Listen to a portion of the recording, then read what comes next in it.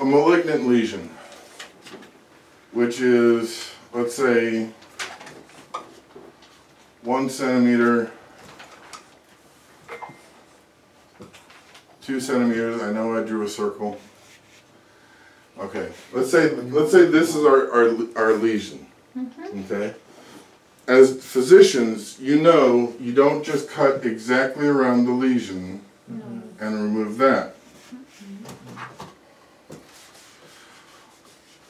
Especially with the malignant lesion.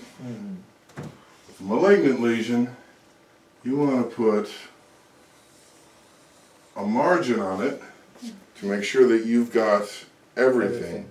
So that help. So now this, let's say this is 5 centimeters. Let's say this is 4 centimeters. Okay. So when you're doing the excision of, and this is pulling the actual excision of the shave of the area of, especially the malignant lesions, you want to count the margin. So what they'll do is they'll give you the diameter, the measurements of the lesion, and then they'll give you the margin. And you'll have to do some simple math. Just add, it'll be integer stuff or easy fractions. And you take the larger number, and again, if I remember this correctly, it's by location and diameter. Yeah. Okay. So, I'm sorry.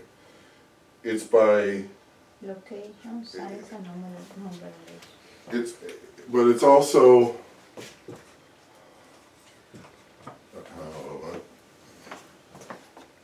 Can't believe I screwed that up. Yep, I did. I always have trouble with this one. I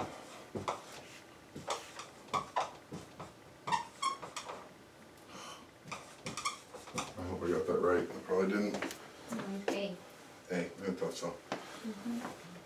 Okay.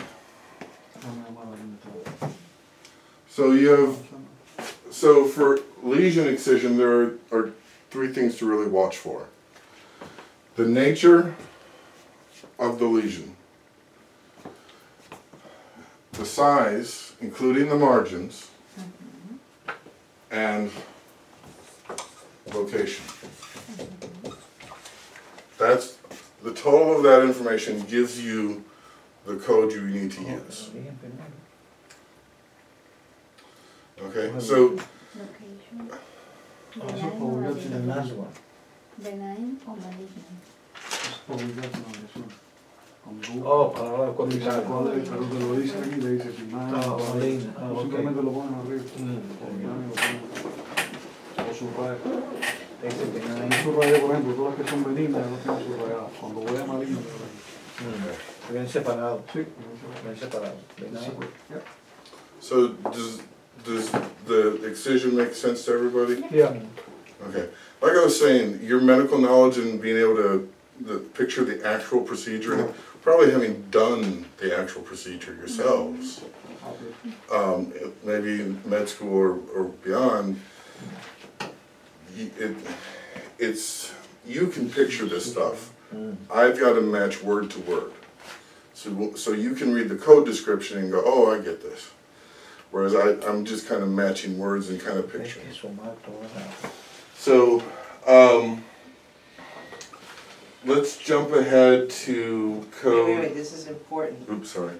When frozen section pathology shows the margins of the excision were not adequate, an additional excision may be necessary for complete tumor removal. Use only one code to report the additional excision and re-excision based on the final widest excised diameter required for complete tumor removal. So you don't get to code 2 surgeries, you only get to code the 1 based on the final, The Use only one code to report additional excision. What is excise diameter? So you need but an then it additional says to code. report a re-excision procedure performed to widen the margins. At a subsequent operative session, there are other codes. So, and then there's a modifier.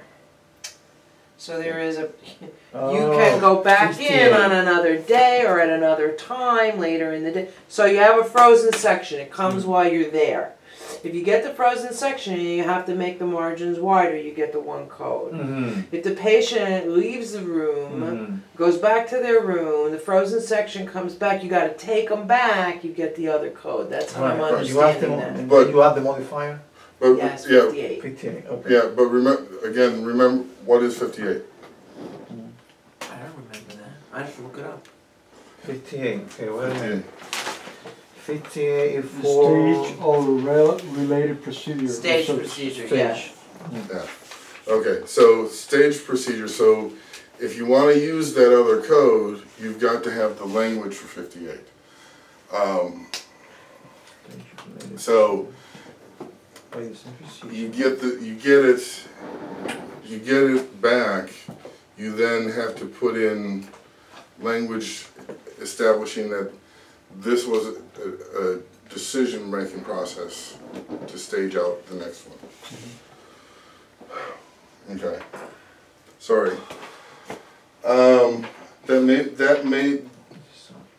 That may be in there, but that's going to be a complicated one for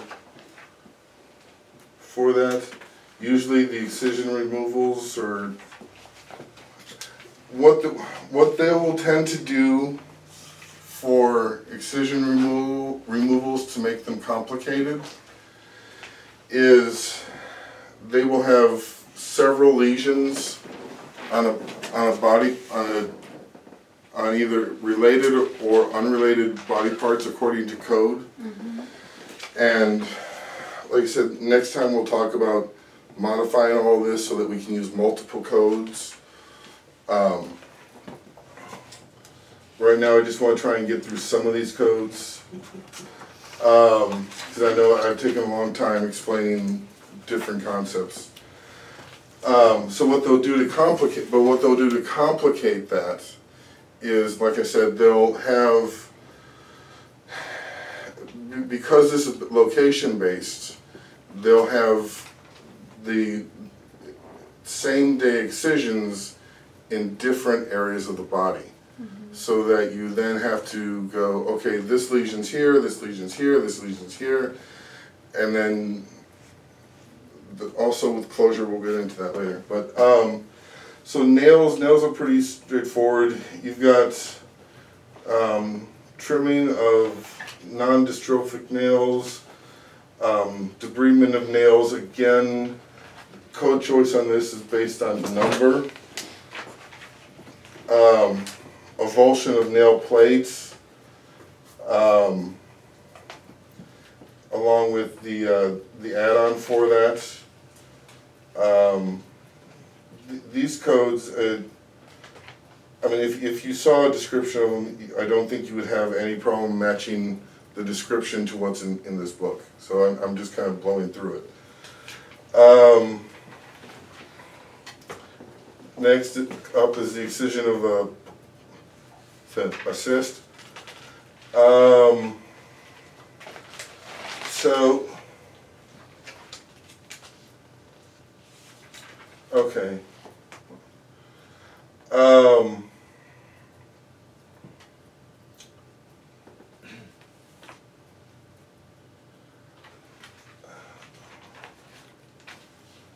I'm not sure.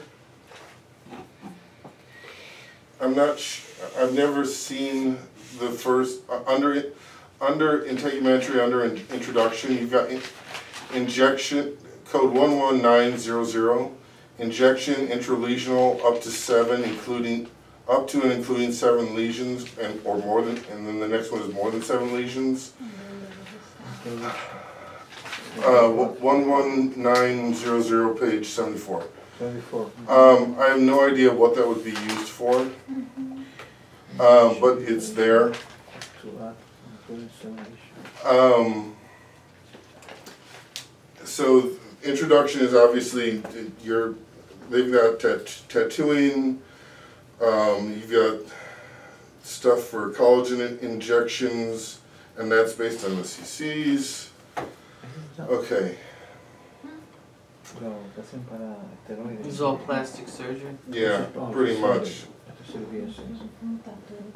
Okay. Contraceptives, no. CPT systems. The next complicated thing, Repair. repair, yes. Oh, God. It's a lot of questions. ¿Sí? ¿Para repair? Okay, Ahora tenemos cuatro. ¿Sí? ¿Cuándo vamos a hacer el examen? so the next complicated topic we have to get to is repair. Se promete. Promete. Igual que Ana. So Porque no te voy a think of the head wound guy I was talking about. He comes in, and for the actual surgery aspect of it, the wound is clean, it's not very deep, so you just have to use either the suture strips or do sutures with the vinyl to close it up. There's no need to, I mean, you do a superficial cleaning, of course, to make sure it doesn't develop any infection, but it doesn't require any kind of microscopic analysis or any kind of, real extensive work. That's just simple closure. Once you move down into wounds that are into the sub-Q and deeper, that's when you move into intermediate and complex repair.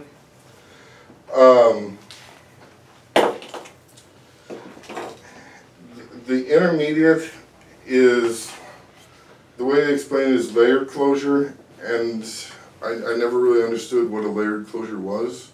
I just had to look for it in the test.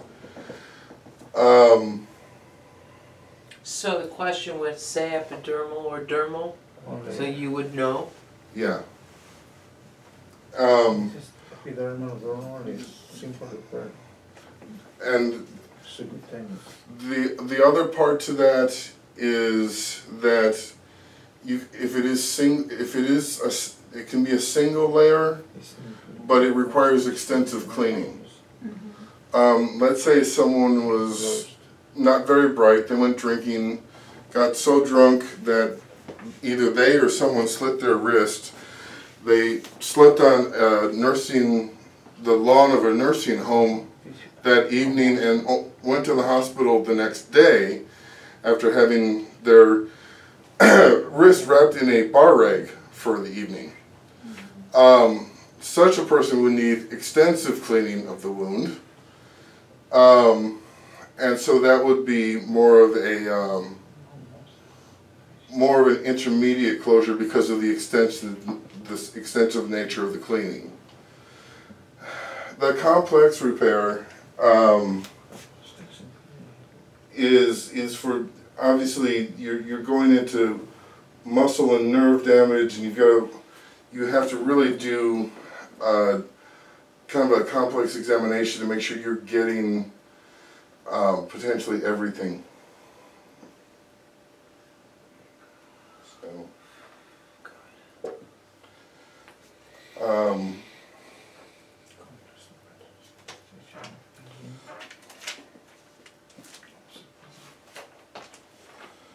So let's take a break for a few minutes because my stomach is rumbling and I need to cool off as well because I'm sweating like you wouldn't believe.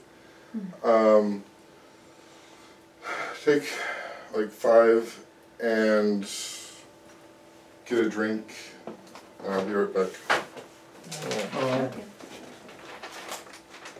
I guess we should probably read this whole closure thing, because... This is crazy.